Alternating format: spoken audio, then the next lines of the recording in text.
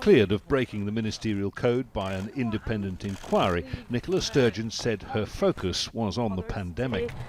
My thoughts today, 1 year on from the country going into lockdown, are with the almost 10,000 families across the country who've lost a loved one to the coronavirus pandemic. A moment of reflection on the anniversary of lockdown. The First Minister later said she looked forward to a new beginning.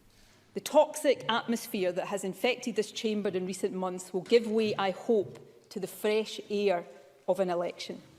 And I hope that the fresh air will bring with it a rigorous and positive debate, not just about personalities, but about the kind of country we want to be. The Scottish National Party is hoping the parliamentary election in 6 weeks' time will deliver an outright majority, pointing the way to independence and beyond. Let's create that roadmap that allows us, as we come out of COVID, to have that independence referendum, to be able to have that discussion about completing the powers of the Scottish Parliament, about having the opportunity to get back into Europe.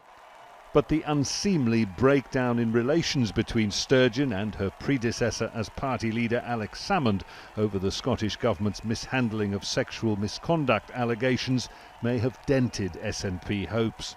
And some voters may take a dim view of the finding by a parliamentary committee that Sturgeon gave misleading evidence.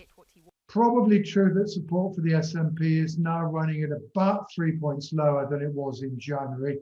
That's not a lot, but if it were to persist, it could make the difference between the SNP getting an overall majority in the Holyrood Parliament, which now everybody seems to accept is the crucial target to what might happen to independence thereafter, between achieving that target and not doing so. So a majority for the Scottish National Party is by no means guaranteed, but it is vital for the independence cause. The Prime Minister Boris Johnson has ruled out granting Scotland another referendum so soon after the first in 2014. But a big win for the SNP would be a powerful electoral mandate that Westminster may find hard to ignore. Exonerated, but not entirely unblemished, Nicola Sturgeon survived a vote of no confidence called by Johnson's Conservatives, the opposition here in Scotland. As the election campaign begins this week, there's little more they can do to stop her. Jonah, Al Jazeera, Edinburgh.